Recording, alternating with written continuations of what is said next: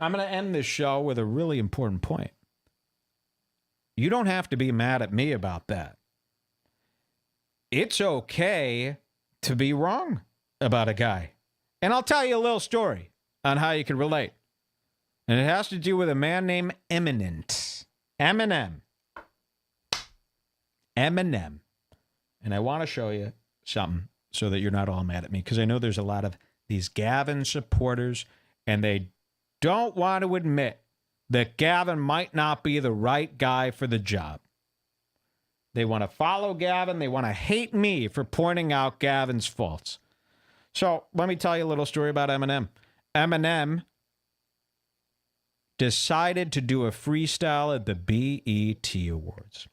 And I'm sure you've all seen it. I'm not going to play it because I really get emotionally sickened when I see it.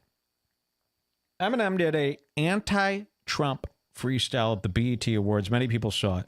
As soon as I saw it, I said, this is going to make national news, and it did. I was a giant Eminem fan prior to seeing this freestyle. People go, Mike, Eminem has always been anti-conservative. Yes, that is true.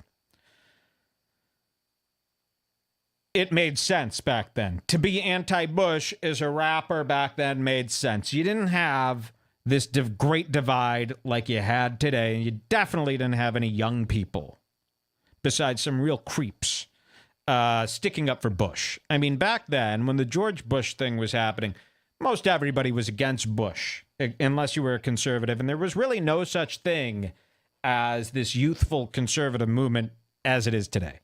You didn't have a divide like this. You had some Alex P. Keatons. Sure, you had some sick fucks, but they wore ties. They never did drugs. They never drank. These were psychos back then in the Bush days. So all the anti-conservative Eminem stuff that he did throughout his career made sense. I mean, it's just what everybody was doing, and it really didn't trigger anybody. It didn't push any buttons. And for Eminem to come out and did what he did now with the Trump stuff, you know, for one, you go to the hack level, the unaware, the foolish level of what he did. Eminem refuses to be on social media. He's not part of our society. He hasn't been part of our society for 10 years. And now Eminem is going to come out, and with the things that he's heard his friend 50 say in his Detroit fucking gaudy mansion, he's going to pretend like he's up to speed with the nuance of the situation that we're dealing with right now. This terrible, terrible situation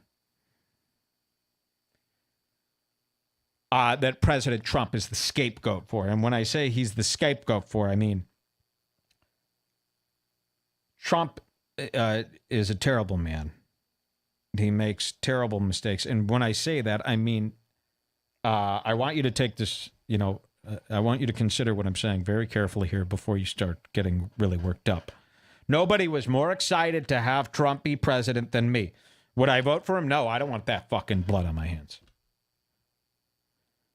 But anybody who watched our election special watched me and Sven sit here giddy, cheering for Trump to win. Anybody who watched our show throughout the whole election, we rooted for it, but we rooted for it in a way that we never saw coming. We never saw what was to come. We thought there would be a little hubbub about it and it would end. But if Trump isn't, I don't think Trump is the person the left says he is. I watched all of the Apprentice seasons, Celebrity Apprentice. I was a huge fan. I watched all of them from episode 1 till the end. And I don't view Trump the way liberals view him. And I thought this was going to be a funny thing. And the only thing that maybe I hate Trump for now is the great divide that this has caused and the chaos and the things that have been taken away from me personally because people have taken out their personal problems on the giant scapegoat, Donald Trump. Trump was regardless of his flaws, before he even showed those flaws, they were ready to spin this crazy nonsense after him. So, regardless of what you know about Trump now, when he first came out and announced his run for president, he had done nothing wrong, but they turned on him and they lied and they spun. And we noticed that lie. And those of us who noticed the lie, it was when he was talking about immigration and they called Trump a racist. That's when the whole world changed. Because we watched a group of people lie, calling him a racist when this had nothing to do with race. And then teams started forming. Because you watched a group of people lie, and that made you terrified. And it made you super angry. So what happened was you said, this is fucked. Why are they lying? And it forced you to be on whatever side is against those people who you just saw lie. And some people can't separate the two. Some people can't go, okay, well, there's this giant group of people who are clearly lying, but maybe it's better that we figure out how to explain what's really going on. But no, instead, people said, well, fuck all those people. And I did too. There was nobody who laughed at the liberals more than I did right after Trump won. I was the king of Twitter, making fun of Kumail Nanjiani. I couldn't believe it. I was retweeting everybody. And then it became hack to do that. It became a little bit old, and I saw what was happening, and this is getting pretty serious here. And then the Battle of Berkeley started, and all these protests, and people were really fucking hating each other. And that's when I said, okay, it's not my goal. My goal was to make fun of these people who were like out of line. My whole thing was, look at these people. They're acting silly. Kumail Nanjiani is crying about the Trump one. That's the silliest thing I've ever heard. Okay? But my goal wasn't to just hate those people for the rest of my life and fuck them and let's go to war. That's not necessarily what I'm into. And I like hip-hop music, and I like that culture. I'm not ready to tell hip-hop, fuck you, goodbye. Now, there's a lot of people out there, you don't like hip-hop, that's easy for you to say. You're able to say goodbye to 50% of the population, movies, TV, music. And I understand how you got to this point. I feel just as ostracized as you do. I feel like I've been kicked to the curb by the media, by entertainment, by music. I feel like there's no place in it for me. They're against everything I stand for and believe. They're telling me flat out to go fuck myself.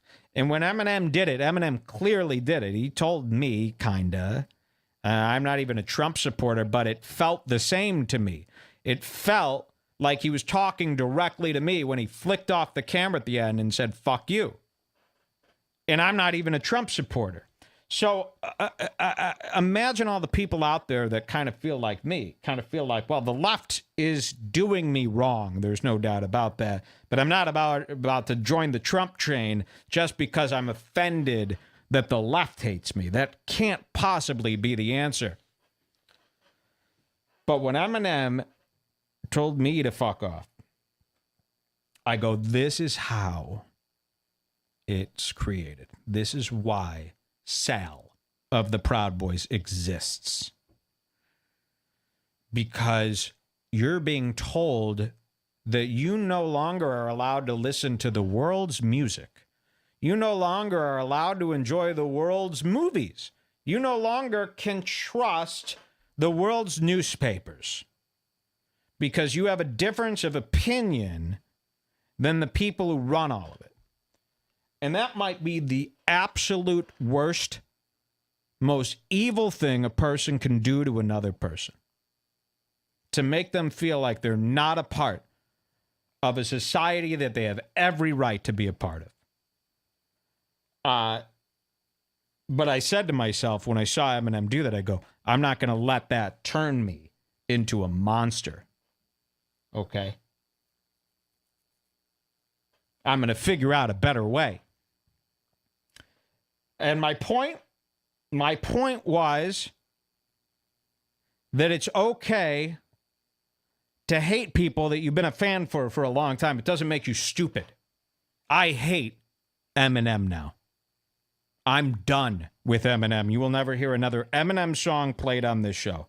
He's a piece of shit.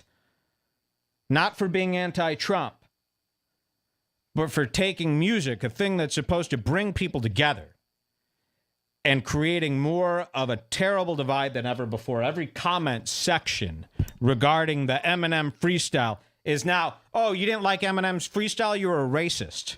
Fuck you. I saw black people everywhere going, ha ha ha, LOL at butthurt white people. It made me sick.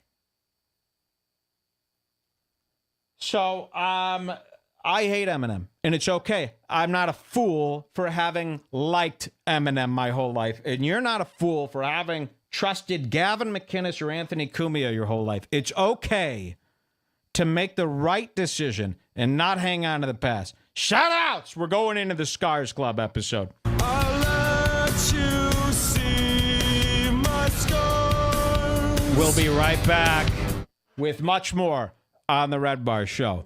Okay, about 3 more hours of this. We'll see you soon. From my heart and from my hand, why don't people understand my intention? Enjoy my slides!